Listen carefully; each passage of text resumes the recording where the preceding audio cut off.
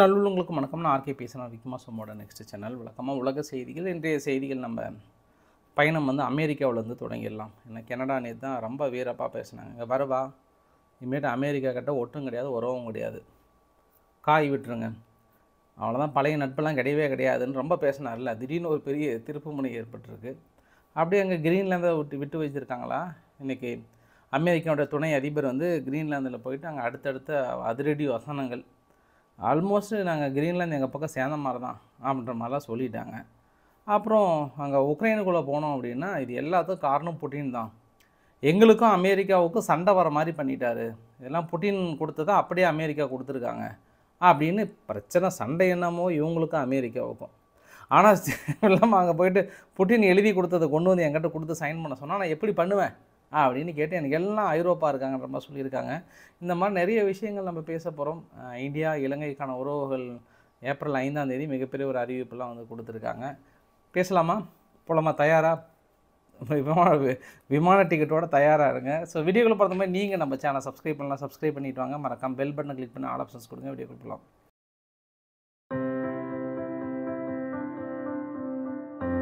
நேற்று கனடானுடைய prime minister Carney என்ன சொன்னார்? இனிமேட்டு அமெரிக்கா கிட்ட ஒட்டும் கிடையாது, உறவும் கிடையாது, பேச்சே கிடையாது, அவங்க தண்ணி கூட நான் குடிக்க மாட்டேன், அவ்வளோதான், காய் விட்டுட்டேன், பழம்லாம் எப்பவுமே கிடையாது, வாய்ப்பே இல்லைன்னு சொன்னார்ல. நீங்கள் இந்த ட்விட்டை பாருங்கள். இது ட்ரம்ப் அவர்கள் போட்டது.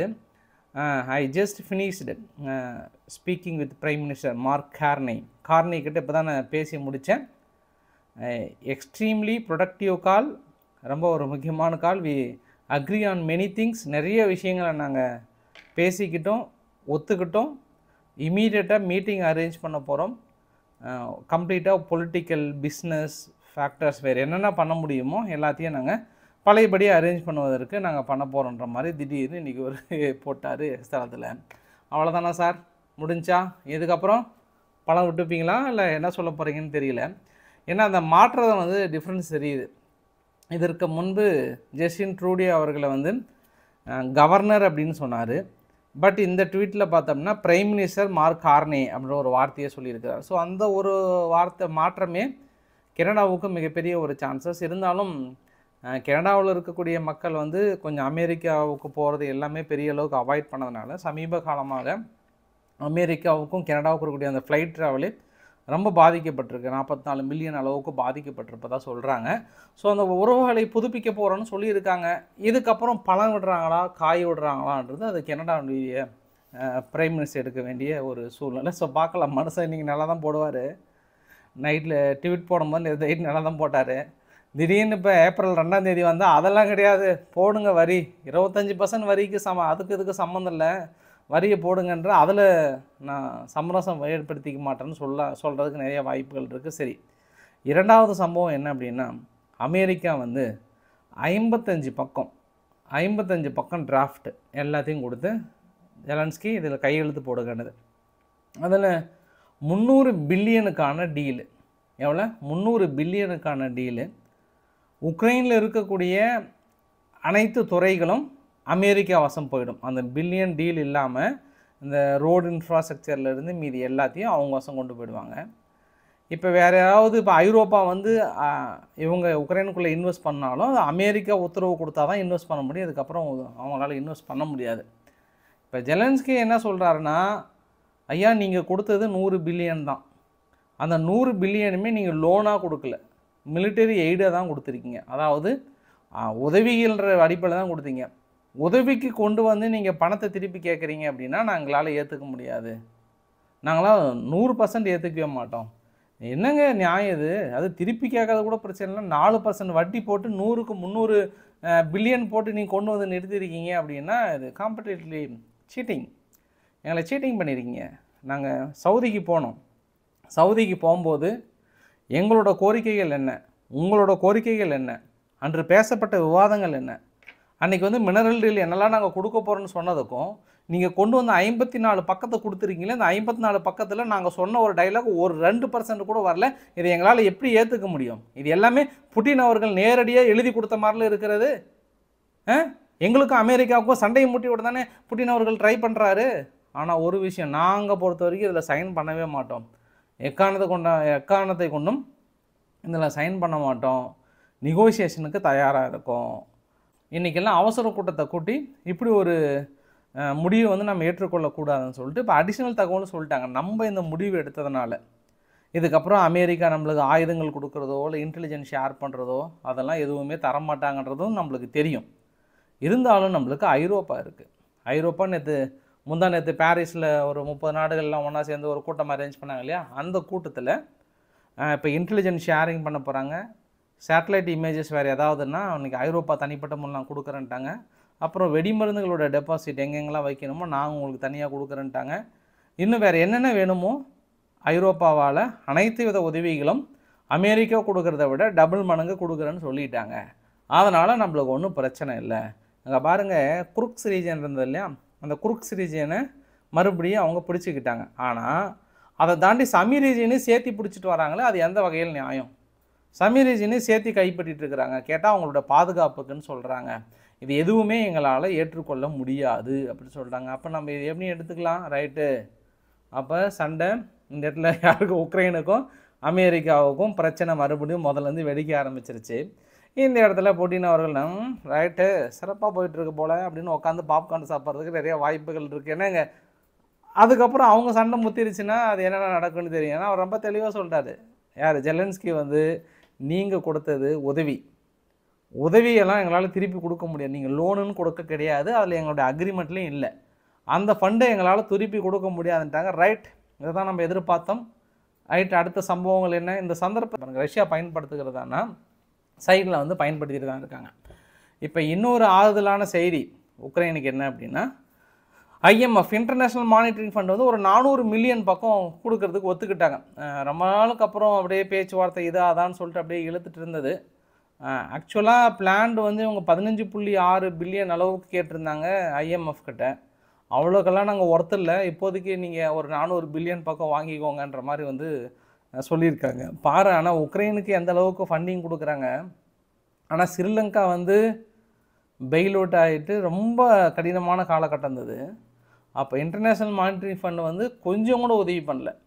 அதாவது இப்போ உக்ரைன் வந்து பாதிக்கப்பட்டது, மீதி எல்லாம் ஐரோப்பா மீதி அத்தனை நாடுகள் உதவி செஞ்சாங்க. ஆனால் ஸ்ரீலங்காவுக்கு அந்தளவுக்குலாம் உதவி இல்லை. ஆனால் அவங்க திருப்பியும் சொந்த காலில் எந்திரிச்சு நின்றுட்டாங்க.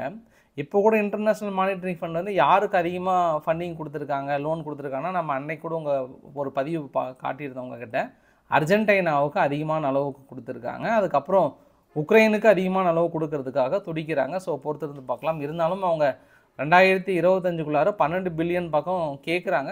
12 பில்லியன்லாம் அவங்களுக்கு அவ்வளோ சீக்கிரம் கொடுக்க மாட்டாங்க.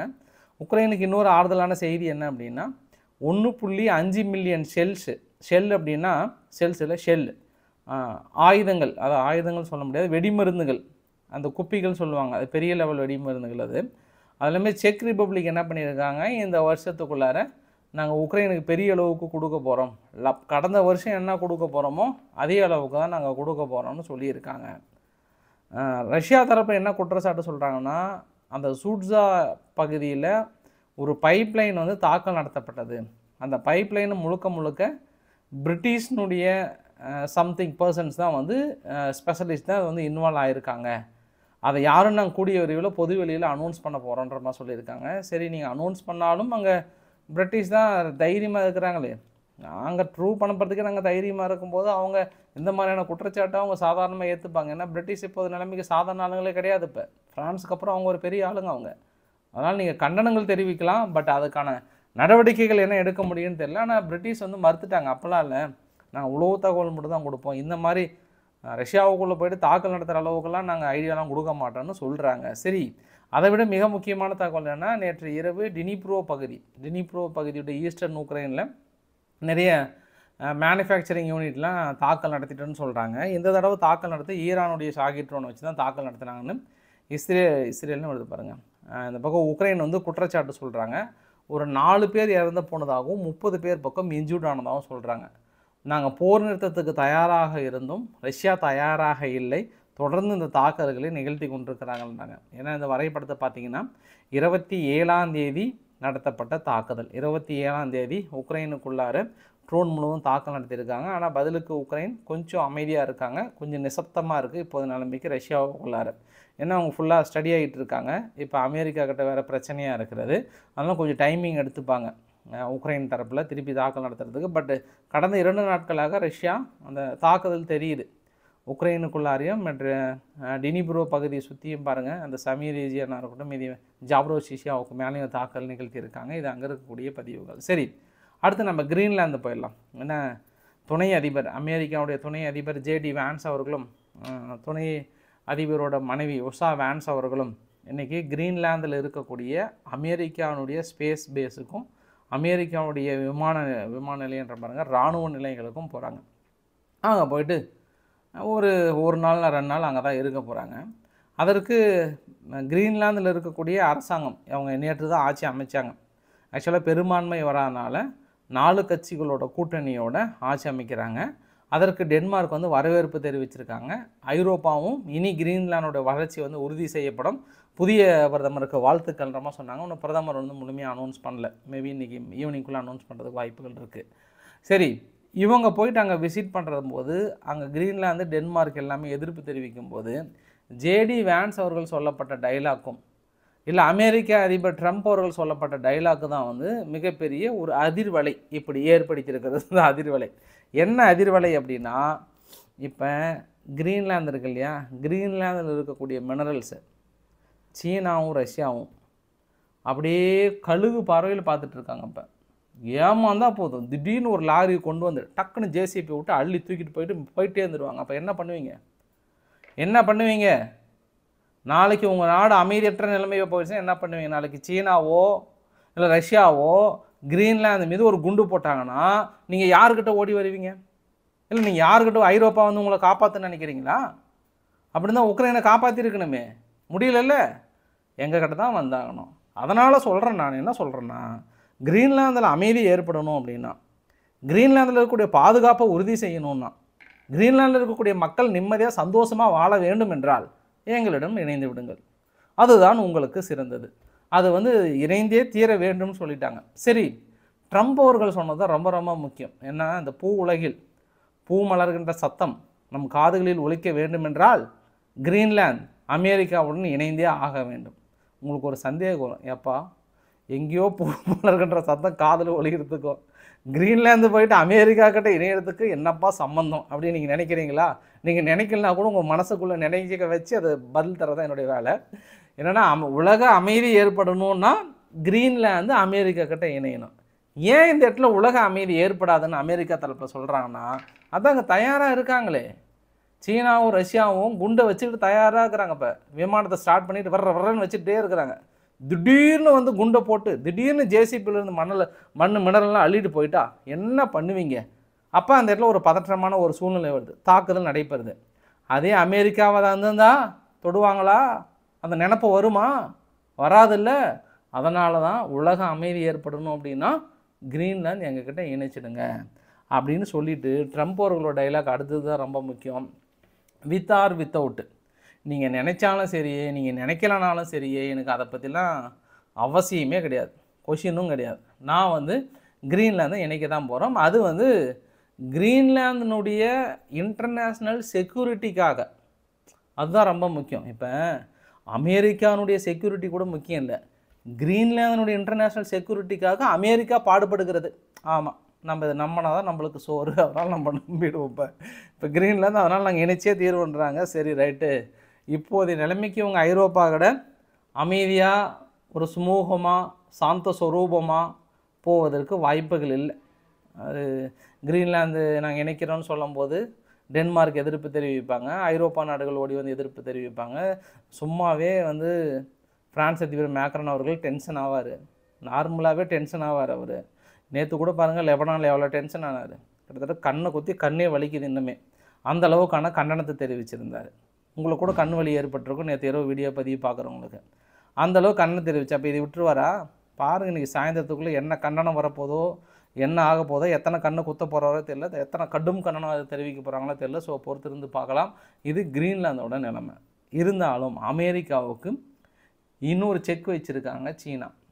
அந்த பனாமா கேனல் இருக்கு இல்லையா, பனாமா கேனல் வந்து அந்த பிளாக் ராக் மூலிமா ஒரு சில போர்ட்டு வாங்கணும்னு நினச்சாங்க.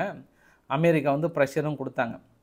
அங்கே பனாமாவில் இருக்கக்கூடிய கேனல் சிகே ஹவுசிட்சன் அப்படின்றது தான், அதாவது ஹாங்காங்கினுடைய கம்பெனி 4 வருஷத்துக்கு முன்னாடி தான் அடுத்த 25 வருஷத்துக்கு அந்த போர்ட்டை நிர்வகிக்கிறதுக்கான அக்ரிமெண்ட்டை போடுறாங்க. அப்போ பனாமா கேனலுக்கு உள்ளே போனாலும் சரி, வெளியே போனாலும் அது ஹாங்காங் நிறுவனத்துக்கு சொந்தமானது. அவங்க என்ன சொல்கிறாங்கன்னா, இந்த பிளாக் ராக் நிறுவனம் வந்து வாங்குவதற்கு நாங்கள் தடை விதிக்கிறோம். இது வந்து பப்ளிக் இன்ட்ரெஸ்ட்ன்ற அடிப்படையில் ஹாங்காங் நிறுவனம் இன்றைக்கி தடை விதிச்சிட்டாங்க.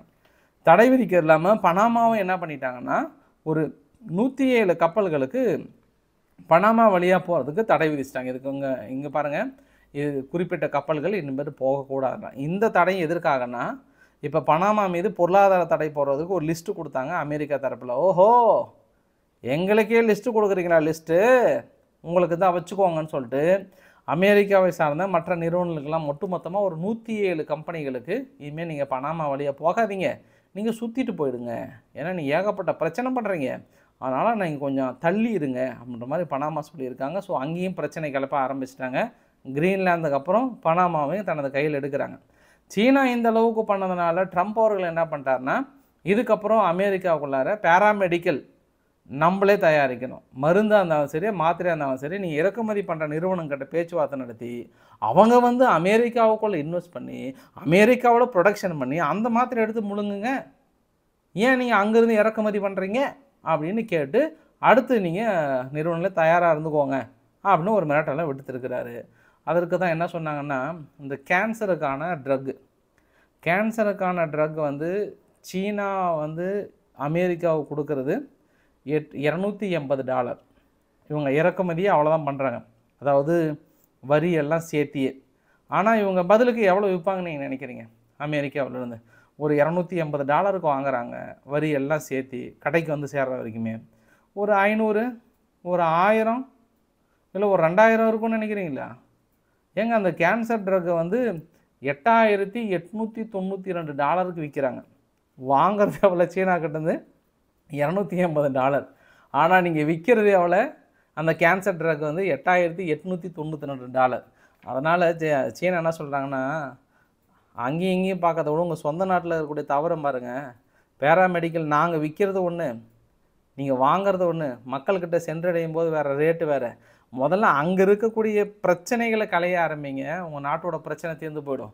சும்மா ஓடி வந்து எதை கெடுத்தாலும் வரின்னா அங்கே வரி குதிரைக்கே வரி இல்லாமல் இருக்கிற சூழ்நிலையை பண்ணுற அளவுக்கு சும்மா வரின்ட்டாங்க, போங்க அந்த பக்கம்ன்ற மாதிரி இந்த டைலாக் சொல்லியிருக்காங்க. சரி, துருக்கி வந்தோம் அப்படின்னா, துருக்கியில் போராட்டம் குறைந்திருக்கிறதா என்றால் கொஞ்சம் கூட குறையவே இல்லை. அந்த போராட்டத்துக்கான பதிவுகள்ன்றதை விட அந்த கையெல்லாம் மடக்கி இருக்குது பார்த்தியா, இது எல்லாமே மார்ச் 23 மார்ச் 28 வரைக்கும் நடந்த போராட்டங்கள். துருக்கி அதிபர் எர்டகன் அவர்களுக்கு எதிராகவும் எதிர்க்கட்சியான இமாம் மேக்லோ அவர்களுக்கு ஆதரவாகவும் தொடர்ந்து போராட்டங்கள் நடைபெற்று கொண்டே இருக்கிறது.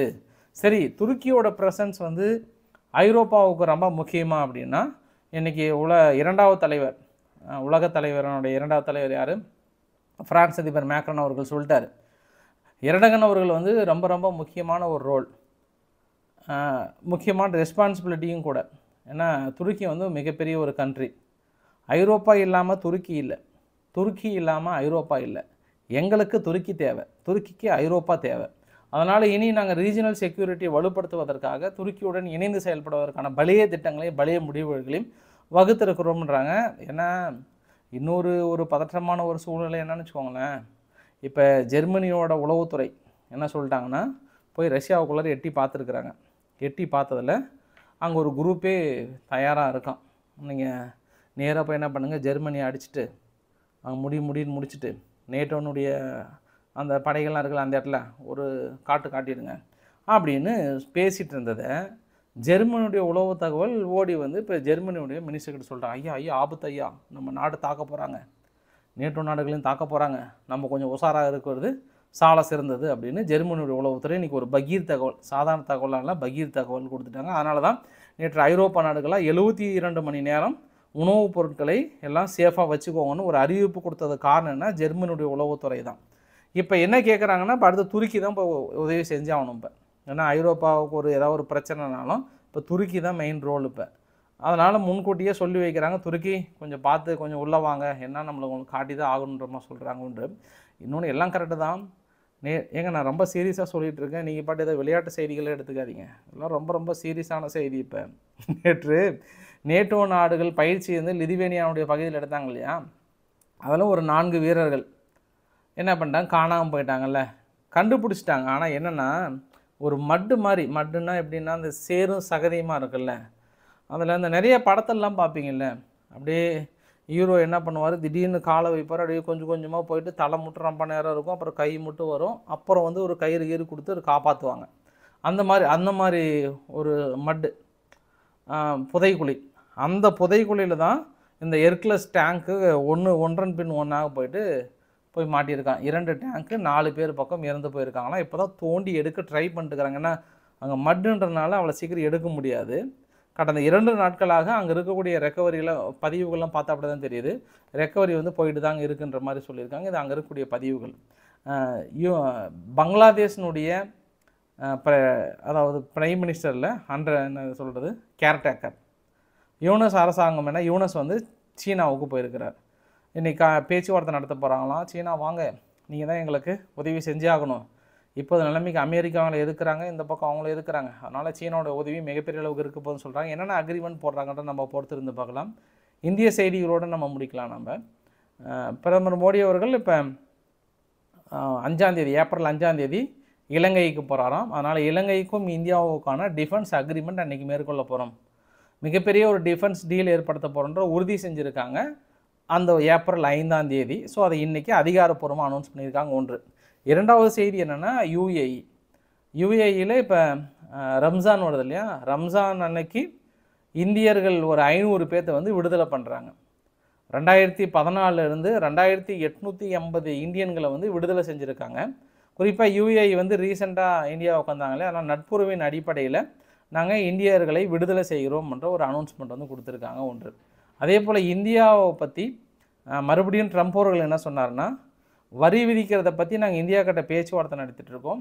மோடி அவர்கள் வந்து எனக்கு வந்து ரொம்ப குட் ஃப்ரெண்ட்ஸ், எனக்கு குட் ஃப்ரெண்ட் அண்ட் ஸ்மார்ட் கைன்னு சொல்ல, அண்ட் வெரி ஸ்மார்ட் அப்படின்னு சொல்லிட்டு. ஆனால் உலகத்திலே ரொம்ப முக்கியம், உலகத்திலே அமெரிக்காவுடைய ப்ராடக்ட்டுக்கு அதிகமாக வரி விதிக்கிறது யார் அப்படின்னா அது இந்தியா தான். அதில் எந்த மாற்று கருத்துமே இல்லை.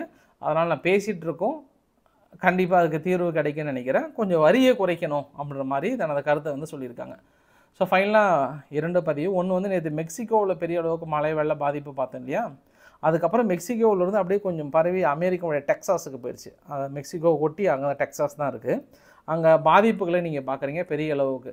அங்கே ஏன் மழைநீர் வடிகால்லாம் வடியலை அப்படின்னா, முன்னாடி இருந்த புட்டின் அரசாங்கம் தான் காரணம், இப்போ இருக்கக்கூடிய ட்ரம்ப் அரசாங்கம் காரணம் இல்லை. அது வழக்கமாக எல்லா ஆட்சியாளரும் சொல்கிறதானே, முன்னாள் ஆட்சியாளர்கள் கரெக்டாக இல்லைன்னுவாங்க.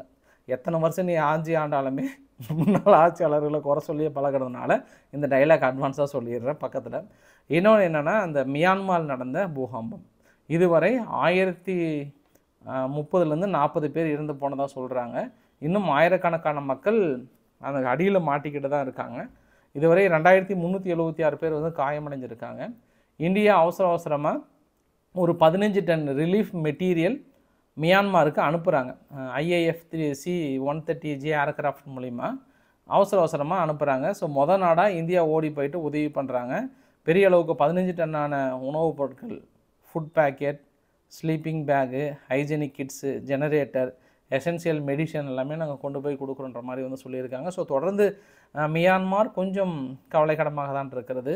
ஆக்சுவலாக பாருங்கள், மியான்மாரில் ஒரு 15 இராணுவ பிரிவு இருக்குது. ஜுண்டா இராணுவம் கொஞ்சம் கட்டுப்பாட்டில் தான் இருக்குது. அந்த இராணுவ கட்டுப்பாட்டில் இல்லாதக்கூடிய ஆளுங்களாம் என்ன பண்ணுவாங்க, இப்போ இந்த பிரிவினைவாதிகள்லாம் என்ன மாதிரி முடிவுகள் எடுப்பாங்க. திடீர்னு இப்படி ஒரு பூகம்பம் அவங்க எதிர்பார்த்துருக்கவே மாட்டாங்க. இது மற்ற பகுதியும் பாதிக்கப்பட்டிருக்கிறது. இன்னும் அது அரசாங்கத்தோட கட்டுப்பாட்டில் இல்லாத பகுதி, குறிப்பாக அந்த பிரிவினைவாதிகள் கையிலையுமே மாட்டியிருக்கு. என்ன பதில் சொல்ல போகிறாங்கன்னு தெரியல, இல்லை என்ன ரெக்கவரி பண்ண போகிறாங்கன்னு எப்படின்னு தெரியல. நம்ம பொறுத்திருந்து பார்க்கலாம். இன்றைக்கு ஓரளவுக்கான தகவலை கவர் பண்ண நினைக்கிறேன். பிடிச்சிருந்தால் லைக் பண்ணுங்கள், ஃப்ரெண்ட்ஸுக்கு ஷேர் பண்ணுங்கள், சப்ஸ்கிரைப் பண்ணுங்கள். Ravikumar RK channel. நன்றி, வணக்கம்.